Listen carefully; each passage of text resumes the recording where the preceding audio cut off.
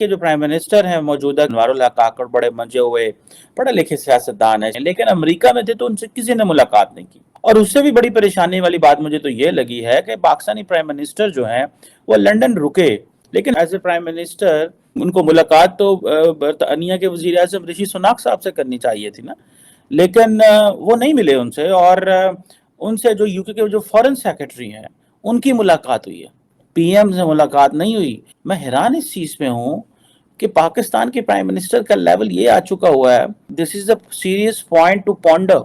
We have to look at what are the reasons why the global leadership is ignoring Pakistan leadership. ये पाकिस्तान के image का सवाल है। मुझे तो कोई समझ नहीं है कि हमें क्या जरूरत थी इवन के प्राइम मिनिस्टर को एट फर्स्ट प्लेस। क्या यही जरूरत थी कि मेरी जिंदगी में एक मौका है और मुझे जाना है?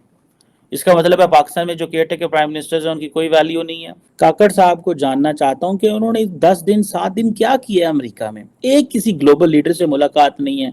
डॉक्टर जयशंकर जाके को 20 फॉरेन मिनिस्टर से वो मिला है। मल्टीलैटरल एंगेजमेंट्स उनकी लहदा थी, हम वहां पे लेने क्या गए हुए थे?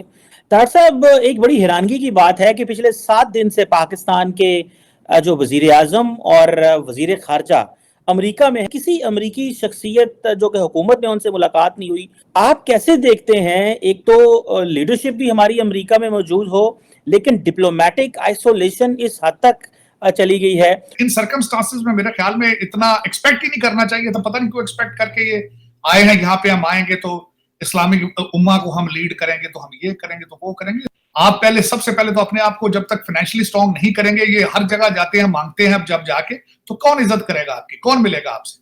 तो जब आपके लोग मुल्कों के सुदूर आपका फोन उठाना नहीं पसंद करते, तो वो आपसे यहाँ मिलेंगे, अपना टाइम वेस्ट करेंगे जाके, जब वो लिमिटेड टाइम के लिए आते हैं यूनाइटेड नेशंस में। लेकिन सर वहां जाके वो कश्मीर ही करके आए। हमारे जो केयरटेकर प्राइम मिनिस्टर गए थे, तो सर ये जो गए थे प्राइम मिनिस्टर, ये भी तो जाके यूनाइटेड नेशन में कोई ढंग की बात कर सकते थे पाकिस्तान के लिए। उसके बगैर तो फिर वो टिकट भी तो लेना था ना, किसी ने जो भेजा है वहां, तो उन्होंने तो यही कहना था कि कश्मीर की बात करना जाके वहां। लेकिन आप मुझे ये बताएं, क्या एक केयर टेकर प्राइम मिनिस्टर को जाना चाहिए था जिसके पास मैंडेट मौजूद ना हो और जिसके कंट्री के हालात ये हों कि 9 करोड़ लोग जो है वो गुर्बत की लाइन से नीचे जा चुके हों? पहला मेरा सवाल ये है। खिताब के बाद की बात है ना, खिताब तो चलो उन्होंने करना ही था, फोटो खिंचानी थी कि मैं भी आया हूं यहाँ पे, लेकिन इसकी जरूरत थी अगर मुझे देखा जाए? फिर खिताब उन्होंने किया यहाँ पे, उन्होंने। राव खालिद साहब, क्या एनालिसिस है आपका कल की तकरीर पर? देखिए रमीन, हमारे जितने भी वज़ीर आज़म या हेड ऑफ स्टेट्स ने जाके वहाँ पे खिताब किया है, ये कोशिश की है कि किसी तरीके यूएन जो है वो उन मसाइल के ऊपर तवज्जो दे, कश्मीर के हवाले से ख़ास तौर पे। फिर हमारे पड़ोस में अफ़गानिस्तान है, उसके साथ जिस किस्म के हमारे मरासिम रहे हैं, उसके बाद कश्मीर का मसला है। कश्मीर हमारे ईस्टर्न और वेस्टर्न बॉर्डर पे हम जिस किस्म के ख़तरात का शिकार हैं, इधर भारत जैसा मुल्क बैठा है जो जिसके तो अब इंटरनेशनल टेररिज्म के हवाले से भी अब चर्चे हो गए हैं लोगों को। इस सारी सूरत हाल में इस मौके के ऊपर इन चीज़ों पे जिस तरह से उन्होंने हाईलाइट किया है, मेरा ख्याल है बहुत वक्त की अहम ज़रूरत थी। और फिर इस्लामोफोबिया आपने जैसे जिक्र किया, पाकिस्तान ख़ास तौर पे बहुत ज़्यादा इसका विक्टिम है। फिर यूरोप में इस्लामोफोबिया के हवाले से हमें बहुत सारे मसाइल का सामना है। यकीनन यूएन ऐसा फोरम है जहाँ पर ये बातें बहुत मौसर तरीके से की गई हैं और की भी जानी चाहिए थी। लेकिन मसला फिर ये आता है कि यूएन क्या कर रहा है। हम अपने पड़ोस में देखते हैं कश्मीर में जो सूरत हाल है, अगस्त 2019 से कोई सुनने वाला नहीं है, कोई हमारी फरियाद सुनने वाला नहीं है। 9 लाख फौजी वहाँ पे बैठे हैं और किसी को इंटरनेट यूज़ करने की इजाज़त नहीं है, फ्री मूवमेंट की इजाज़त नहीं है, प्रेस के ऊपर जिस किस्म की वहाँ पे कदगने हैं।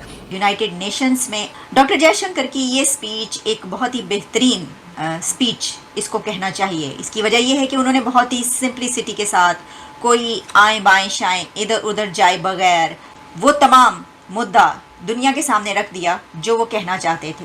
और इस स्पीच के बाद न्यूयॉर्क में सवाल जवाब के एक सेशन में कई एक बातें उन्होंने की जिसमें उन्होंने कनाडा को भी जवाब दिया, जस्टिन ट्रूडो को या कनाडा को दिया गया है। उनका ये कहना था कि अगर कोई एविडेंस, सॉलिड एविडेंस है तो उस पर India is open to see that, यानी हम उसको देखेंगे। देखिए, इससे पहले caretaker prime minister mister Kakar जो हैं वो यूएन में उनकी तकरीर का बड़ा चर्चा रहा। वो इस तरीके से रहा, सवाल जवाब जो हुए साइड पे और फिर तकरीर जो हुई उसमें एक तो ये बात हुई कि जो पाकिस्तान है वो चाइना का इसराइल है, इशू उठ खड़ा हुआ, इसके ऊपर बहुत लेदे हुई, ये क्या बात कर दी। ये कहा गया कि Pakistan care taker prime minister 5 days New York visit, this is by far